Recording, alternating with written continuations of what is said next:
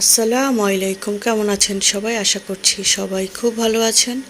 আমি আর দুষ্টু বাচ্চা আলহামদুলিল্লাহ ভালো আছি। তো স্কুল থেকে এসে দেখেন তার কারসাজি শুরু হয়ে গেছে। কাজের আপাকে দেখেছে রুটি বানাতে, তো আমাকে বলছে মাম্মা আমার জন্য একটু আটা রেখে দাও, আমিও একটু রুটি বানাবো। তো এই যে আমাকে দেখাচ্ছে মাম্মাম দেখো আমার হাতে পুরো ময়দা লেগে গেছে।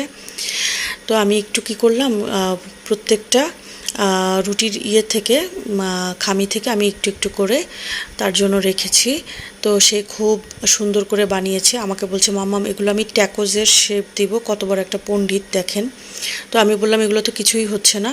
তো পরে যাই হোক আমাকে বলছে দুটো তোমার জন্য, তুমি বড়, আর একটা হচ্ছে আমার জন্য। তো আমিও হচ্ছে তার যাতে মন খারাপ না হয় তার আমি সেই জন্য তার বানানো রুটিটা আমি খেলাম খুব মজা করেই।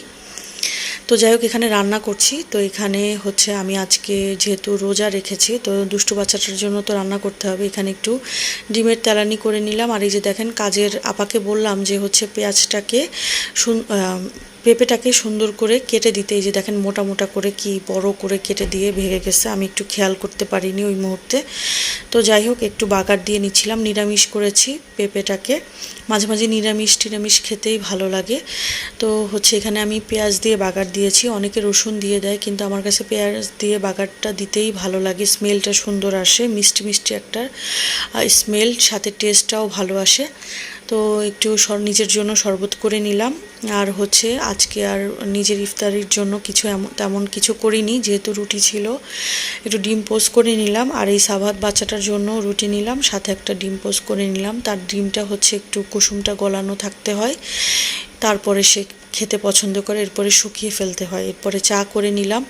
চাটা তো মাস্ট হচ্ছে, আমি নামাজ পড়েই ইফতারটা ভেঙে তারপরে নামাজ পড়েই হচ্ছে রোজাটা ভেঙে আর কি নামাজ পড়ে এরপরে চাটা খেতে হবে। এই জন্য আগে ভাগে বানিয়ে নিলাম চাটা, যাতে পরে আর কষ্ট না হয়।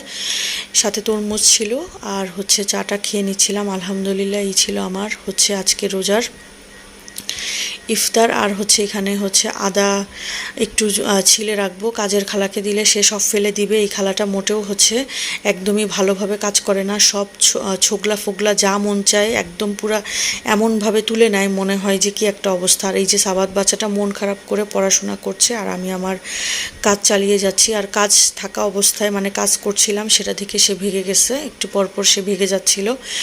এরপরে সন্ধ্যায় সাবাত বাচ্চাটা বললো মাম্মা আমার জন্য স্পেশাল কিছু অর্ডার করো, আমি তো দুপুরে ওগুলো খেয়েছি। তো যাই হোক তার জন্য চিকেন বিরিয়ানি, আর আমার জন্য হচ্ছে একটু তেহারি অর্ডার করে দিলাম, দিয়ে গেছে। তো বেশি খাওয়া হয়নি, অল্প একটুই খেয়েছি, কেন জানি রোজা রেখে খেতে ইচ্ছে করছিল না এইসব খাবার।